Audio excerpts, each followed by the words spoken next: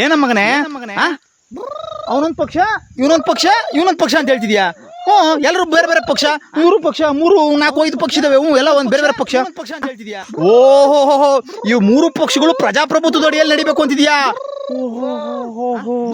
ಬುದ್ಧಿವಂತ ಆಗ್ಬಿಟ್ಟಲ್ಲ ನೀನು. ಈ 3 ಪಕ್ಷಗಳು ಕೂಡ ಪ್ರಜನೆ ಪ್ರಭು ಅಂತ ಬಂದವರು ಅವ್ರವ್ರೇ ಕಿರೀಟ ಹಾಕೊಂಡಾರೆ. ಆ ಕಿರೀಟ ನಾನ್ ಹಾಕೊಬೇಕು ಅಂತ ಹೇಳ್ತಿದ್ಯಾ? ರೈಟ್ ಅಂತಿದ್ಯಾ? ಓಹೋ, ನೋಡ್ದ ನಾನು ಎಷ್ಟು ಬುದ್ಧಿವಂತ. ಪ್ರಜನೆ ಪ್ರಭು ಅಂತ ಬಂದವರು ಅವ್ರು ಕಿರೀಟ ಇಟ್ಕೊಂಡು ನಮ್ಮನ್ನ ಬಿಕಾರಿ ಮಾಡಿದ್ದಾರೆ. ಈಗ ಆ ಕಿರೀಟನ ನಾವ್ ಹಾಕಬೇಕು ಅಂತಿದ್ಯಾ? ಆ ತರ ಕಿರೀಟ ಹಾಕರು ನಮ್ಮ ರಾಜ್ಯದಾಗ ಯಾರಿದಾರೋ, ಪ್ರಜನೆ ಪ್ರಭು ಅನ್ನೋರು ಯಾರಿದಾರೋ? ಏನು ಪ್ರಜಾಕೀಯ ಸೂಪರ್, ನಾನ್ ಜನ ಅಂತ ಹೇಳ್ತಿದ್ಯಾ? ಪ್ರಜಾಕೀಯ ಸೂಪರ್ ಅಂತ ಹೇಳ್ತಿದ್ಯಾ? ಗೊತ್ತಾದ್ಬಿಡು. ಸರಿ, ಪ್ರಜಾಕೀಯ ಸರಿ, ಇವ್ರನ್ನೆಲ್ಲ ಏನ್ ಮಾಡೋದು? ಏನ ಕರೆಕ್ಟಾಗಿ ಹೇಳ.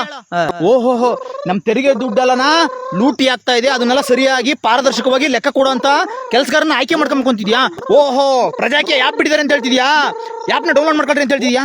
ಲೇ, ನಿನ್ನಿಗೆ ಅರ್ಥ ಆಗಿದ್ದು ಇನ್ನೆಷ್ಟೋ ಜನಗಳಿಗೆ ಆಪ್ ಅರ್ಥ ಆಗ್ಲಿಲ್ಲೋ. ಲ್ಯಾಪ್ಟಾಪ್ ಇಟ್ಕೊಂಡು ಕುಟ್ಟರಿಗೆ ಅರ್ಥ ಆಗ್ತಿಲ್ಲ. ಮಲ್ಟಿನ್ಯಾಷನಲ್ ಕಂಪ್ನಿಯಲ್ಲಿ ಕೆಲಸ ಮಾಡೋರಿಗೆ ಅರ್ಥ ಆಗ್ತಿಲ್ಲ. ದೊಡ್ಡವರಿಗೆ ಅರ್ಥ ಆಗ್ತಿಲ್ಲ. ನಿನಗೆ ಹೆಂಗೋ ಅರ್ಥ ಆಯ್ತು? ಇದು ತಲೆ ಇರೋರಿಗೆ ಅರ್ಥ ಆಗಲ್ಲ, ಹೃದಯದಿಂದ ನೋಡ್ಬೇಕು ಅಂತಿದ್ಯಾ? ಪ್ರಜೆಗಳಿಂದ ಪ್ರಜಾಕೀಯ, ಪ್ರಜೆಗಳಿಗಾಗಿ ಪ್ರಜಾಕೀಯ, ಪ್ರಜೆಗಳಿಗೋಸ್ಕರ ಪ್ರಜಾಕೀಯ, ಮಟ್ಟ ಹಾಕಲು ರಾಜಕೀಯ, ನಮ್ಮಿಂದ ನಮಗಾಗಿ